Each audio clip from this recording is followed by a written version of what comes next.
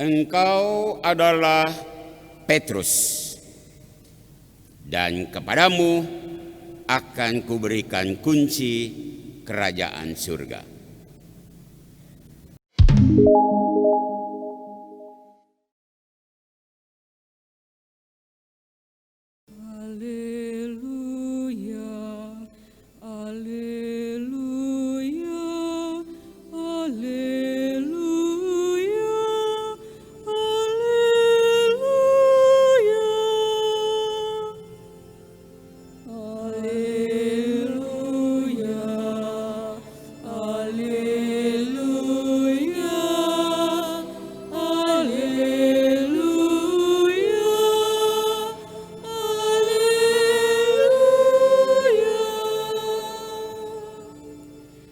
Engkau adalah Petrus, dan di atas wadas ini aku akan mendirikan jemaatku, dan alam maut tidak akan menguasainya.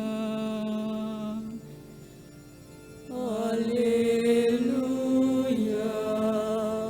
haleluya, haleluya, haleluya.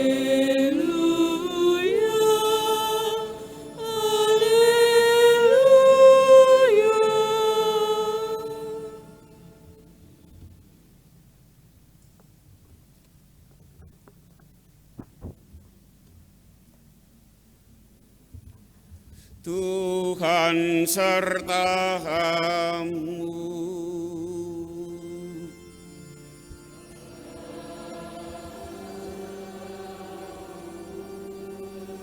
Inilah Injil Yesus Kristus menurut Matius.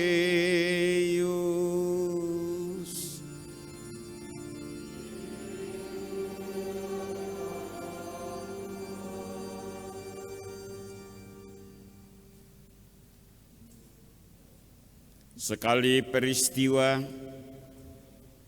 Yesus tiba di daerah Kaisarea Filipi. Ia bertanya kepada murid-muridnya, kata orang, siapakah putra manusia itu? Jawab mereka, ada yang mengatakan Yohanes Pembaptis, yang lain mengatakan Elia, dan yang lain lagi mengatakan Yeremia atau salah seorang dari para nabi. Lalu Yesus bertanya kepada mereka, tetapi apa katamu, siapakah aku ini? Jawab Simon Petrus, engkaulah Mesias, putra Allah yang hidup. Kata Yesus kepadanya, berbahagialah engkau Simon anak Yunus, sebab bukan manusia yang menyatakan itu kepadamu, melainkan Bapa-Ku yang ada di surga. Dan aku pun berkata kepadamu, engkaulah Petrus. Di atas batu karang ini aku akan mendirikan jemaatku, dan alam maut tidak akan menguasainya. Kepadamu akan aku berikan kunci kerajaan surga. Apa saja yang kau ikat di dunia akan terikat di surga, dan apa yang kau lepaskan di dunia akan terlepas di surga. Lalu Yesus melarang murid-muridnya memberitakan kepada siapapun bahwa dialah Mesias. Demikianlah Injil Tuhan. Terpujilah Kristus.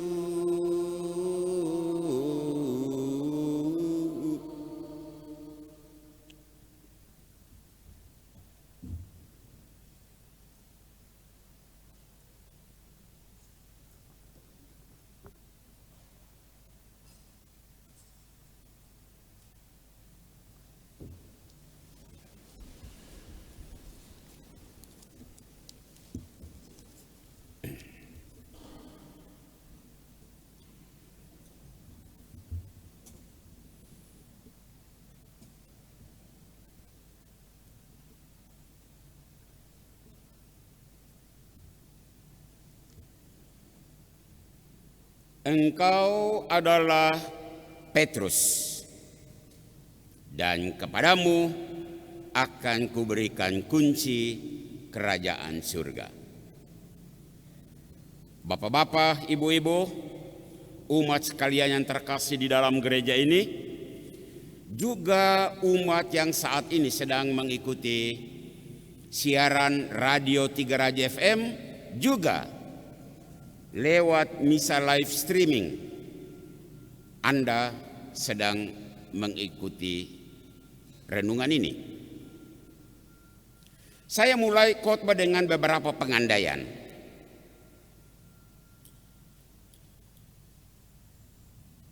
Untuk disebut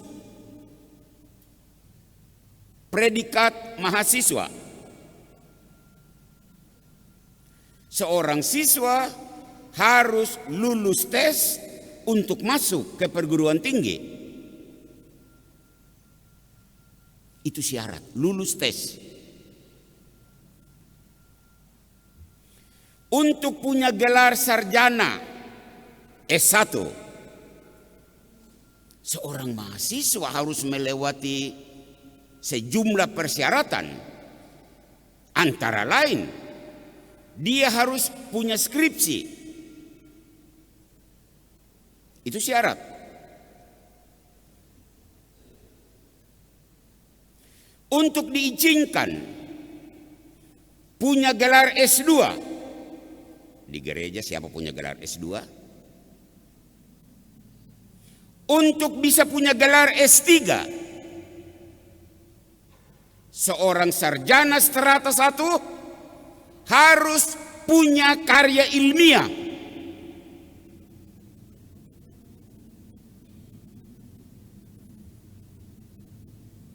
Semisal tesis atau disertasi.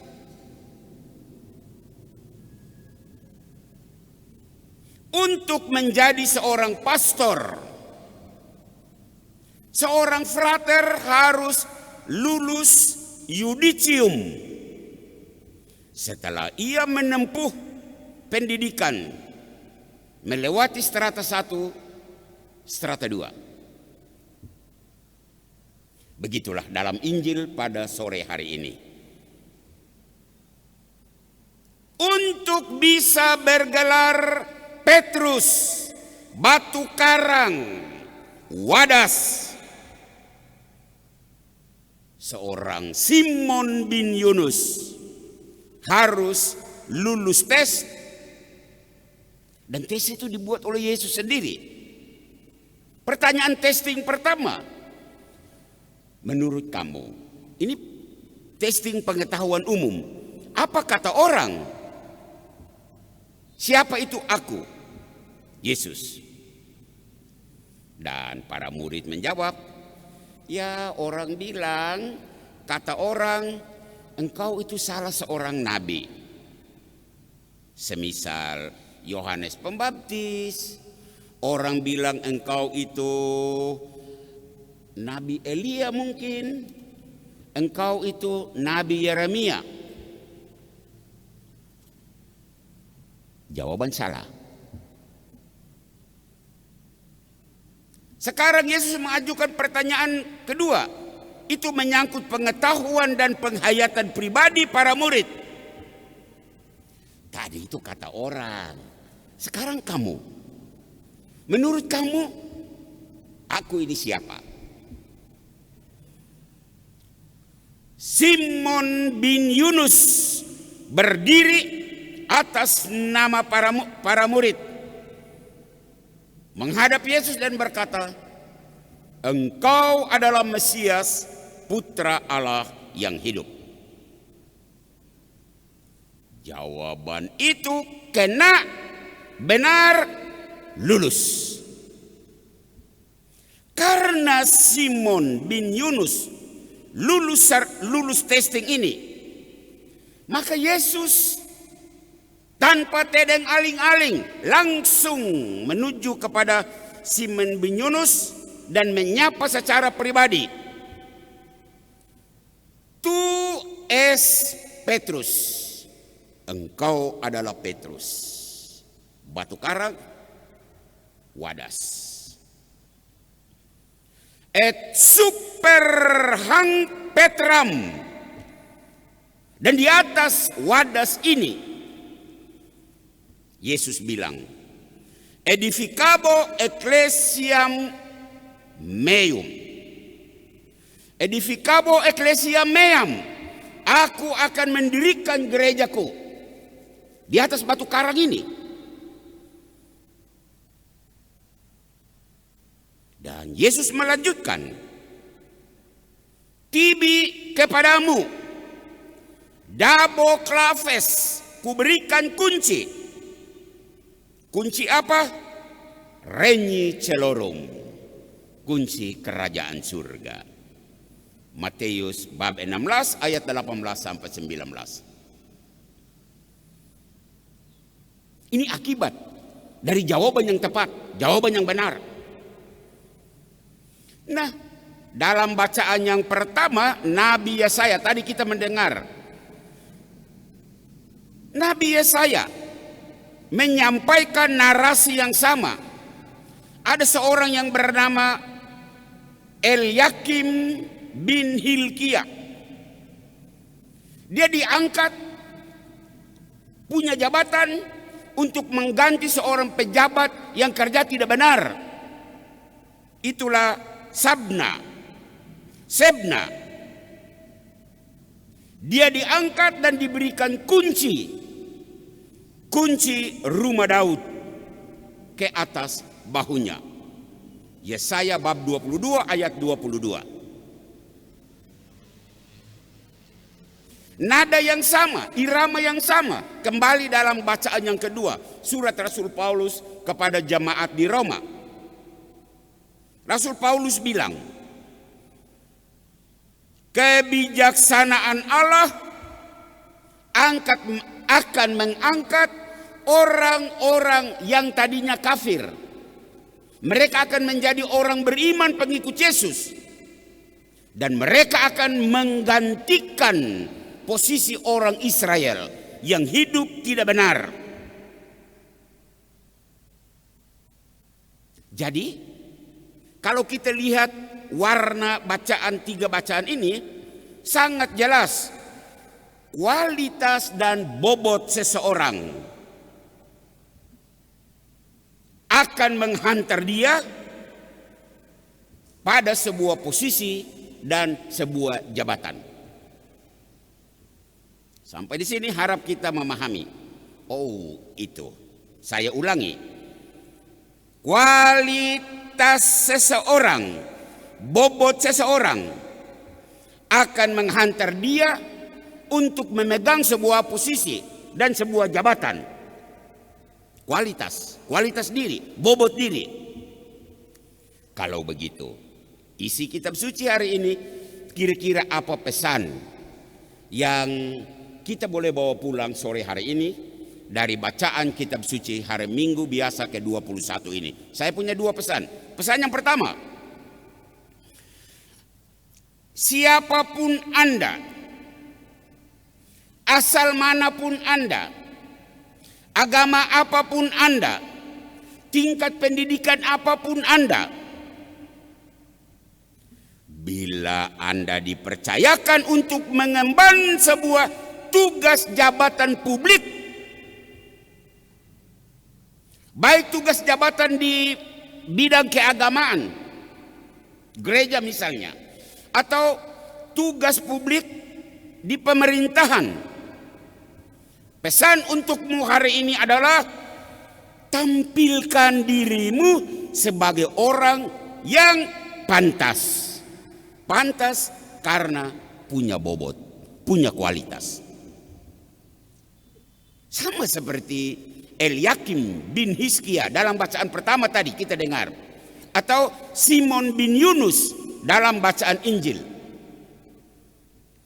Bobot pengetahuan tentang jabatanmu itu harus berkelas. Bukan abal-abal. Bobot keterampilan, skill jabatanmu itu harus mantap. bobot sikap, kelakuan yang pantas sesuai jabatanmu.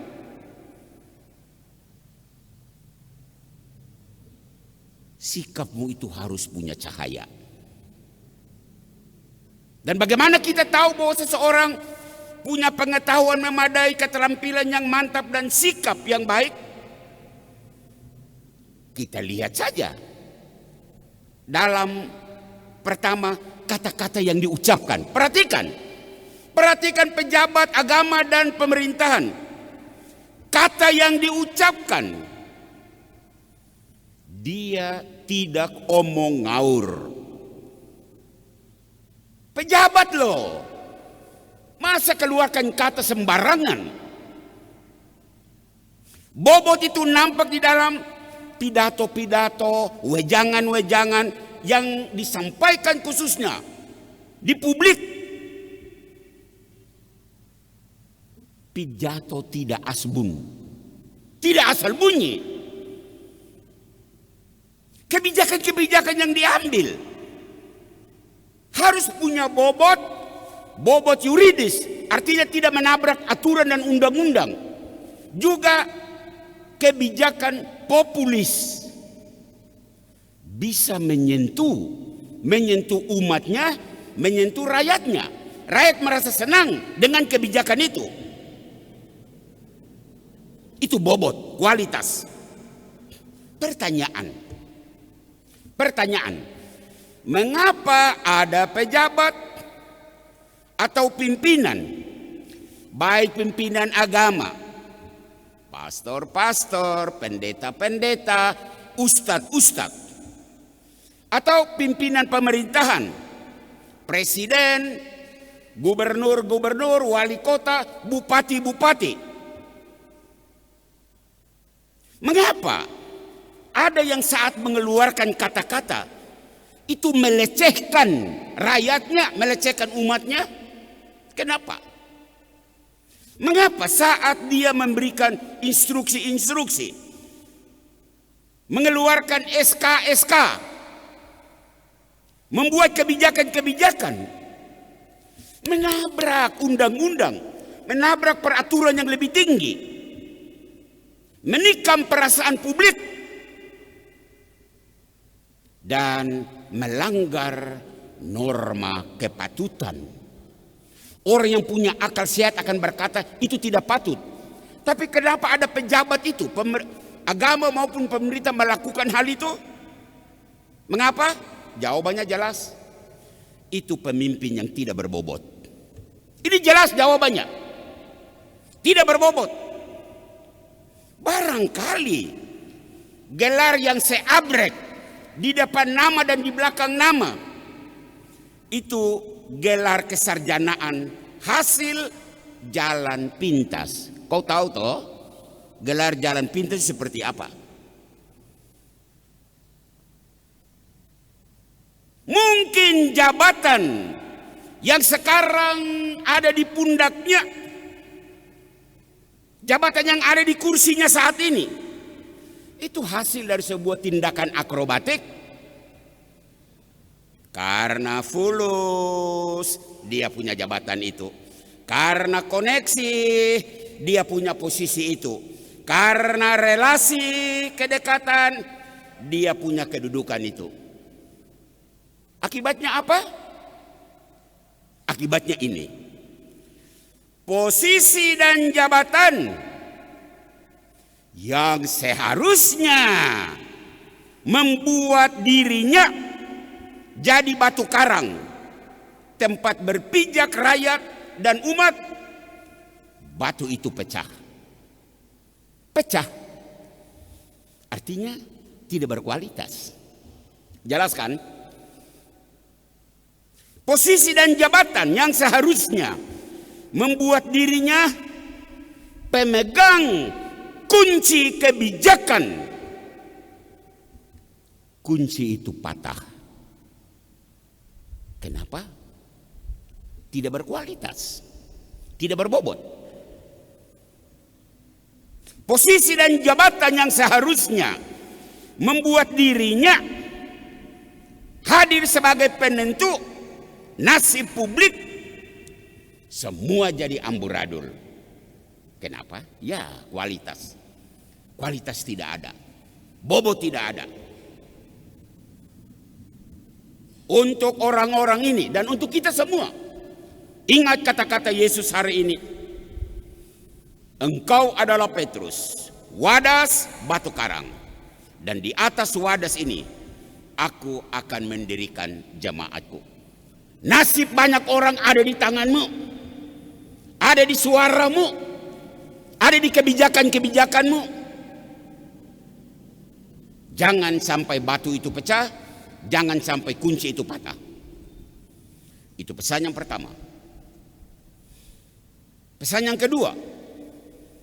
Pesan kedua saya khususkan untuk umat Katolik. Ya, umat Katolik yang ada di gereja maupun saat ini mengikuti misa live streaming. Umat Katolik punya pimpinan gereja. Siapa? Paus, kardinal dan uskup-uskup, dan pastor-pastor, imam-imam. Ingat dan catat baik-baik,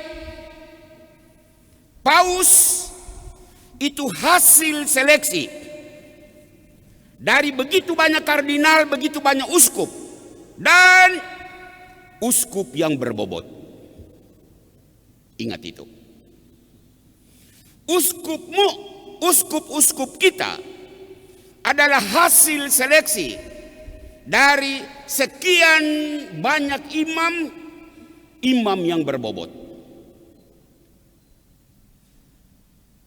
Pastor-pastormu, imam-imammu adalah hasil seleksi bertahun-tahun,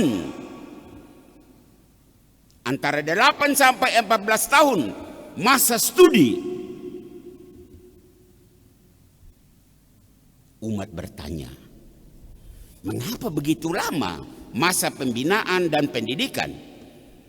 Jawabannya, karena ia harus dipersiapkan sebaik mungkin untuk menjadi batu karang di mana jemaat itu didirikan. Tidak sembarang batu karang. Karena kelak ia dipercayakan untuk memegang kunci kerajaan surga untuk jemaatnya. Makanya dia harus lulus testing. Testing menyangkut apa? Menyangkut pengetahuan.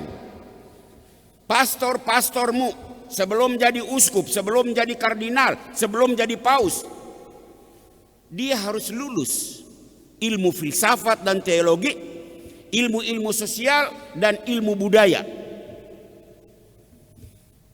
Dia harus punya keterampilan-keterampilan dalam leadership dan manajemen.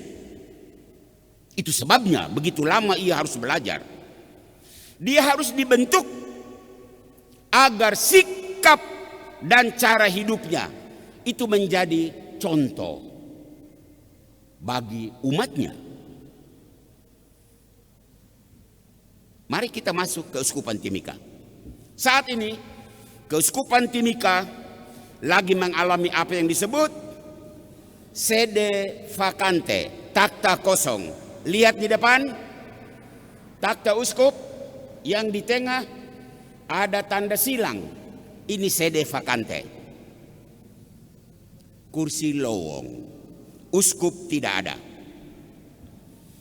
Banyak umat selalu bertanya lewat SMS, juga dalam perjumpaan-perjumpaan, paling tidak yang saya dengar, kapankah kita punya uskup yang baru? Saya menjawab resmi dari mimbar ini, saat ini dalam proses dan amat sangat berat menemukan orang, karena ada banyak orang terlibat di sana dan kunci ada di tangan Duta Vatikan. Kualifikasi sangat berat menyangkut calon uskup. Saya sebut Kanon 378 paragraf 1 nomor 1 berbunyi, calon uskup itu dari seorang imam yang imannya teguh, moralnya baik, orang suci, saleh, arif dan bijaksana, rajin dalam kerasulan, unggul dalam keutamaan. Ayo, coba cari, kamu punya pastor siapa yang memenuhi ini? Hampir mendekati orang suci. Kanon 378 paragraf 1 nomor 2. Imam itu harus punya nama baik. Dan kita tahu hampir semua pastor kita ada cacat dan celahnya. Silakan cari.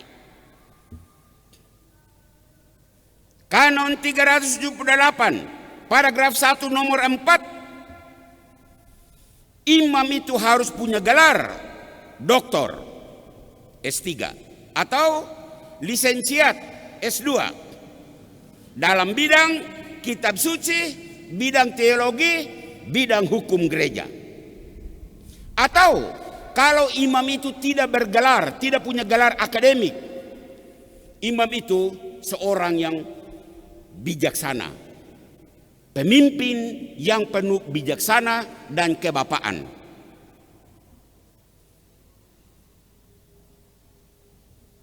Sekarang kita lihat dari Keuskupan Timika, imam-imam kita, apa ada yang memenuhi syarat? Vatikan pasti sangat berhati-hati dalam menentukan calon uskup karena Vatikan menghindari kekeliruan. Jangan sampai orang salah diberi gelar batu karang, celakalah umatnya. Seperti terjadi beberapa keuskupan. Salah pilih, akhirnya uskup ngawur, umat malu. Vatikan tidak mau lagi. Vatikan menghindari kekeliruan. Jangan sampai orang yang tidak benar disuruh memegang kunci kerajaan surga. Apa jadinya umat keuskupan? Begitu penjelasan pastormu. Umat yang ada di gereja dengar, umat yang mengikuti misa live streaming, inilah kondisi. Mengapa sampai saat ini Vatikan belum menentukan siapa uskup di keuskupan ini? Yang pasti, tu es Petrus, engkau adalah Petrus, wadas batu karang. Et super hang Petram, dan di atas wadas ini, di atas batu karang ini, edificabo ecclesiam meam, aku akan mendirikan gerejaku, aku akan mendirikan jemaatku. Tibi kepadamu dabo claves, kuberikan kunci, bukan kunci lemari, bukan kunci rumah, claves regni celorum, kunci kerajaan surga. Luar biasa, begitu mulianya. So, yang tinggal adalah mari kita berdoa. Kita berdoa. Semoga dalam waktu yang tidak lama keuskupan ini bisa mempunyai seorang uskup.